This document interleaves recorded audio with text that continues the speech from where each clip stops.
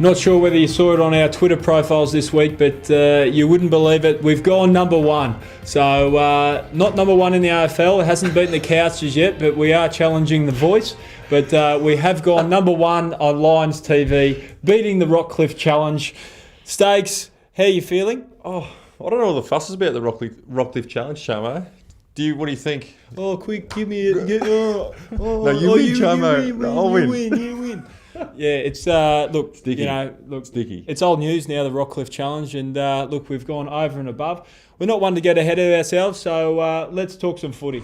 A little bit disappointing last week, Stakes. The Cats, just their skill level was sensational. We just sort of really struggled to kick a goal, not until the second half. Yeah, Charman, the skills on our behalf weren't fantastic. Geelong's very good. Kicking efficiency is a measurement that we have in the AFL, so Geelong were awesome, but the conditions didn't make it fantastic. But they show why they're a good team.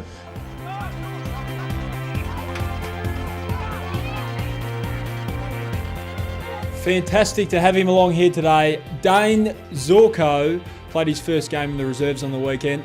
Dayne, mate, your first game with the Brisbane Lions jersey, how was it?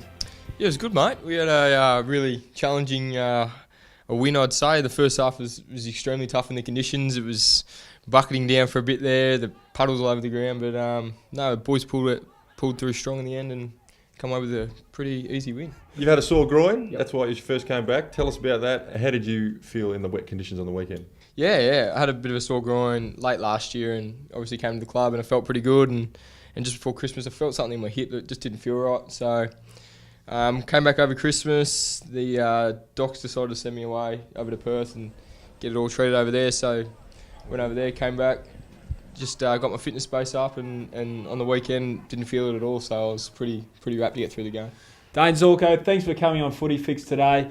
Mate, it's been great to have you along. Obviously, we hope to see you get a senior game this year, hopefully in the next couple of weeks by the way you played on the weekend. So thanks for coming. Thanks, mate, guys. Just a quick Footy Fix before you go, just Sure, for mate. the fans. Not a problem. Footy Fix! Let's hear what the People's Beard has to say about the Bombers this week. Look, it's going to be a massive test, obviously, but we're quietly confident. We've just got to work on probably the finish. Obviously, against Geelong, all the stats bar the scoreboard were probably in our favour, but we just got to learn, probably just got to finish and take a chance of the opportunities we get when we get forward. Spot on, Hutto. So, mate, who would replace Rains this week? Obviously, he's out with suspension. If I could throw one in, I'd throw Josh Green in. Okay, yeah, that's a good one. So thanks for joining us today. Make sure you get along to the game in Melbourne this weekend.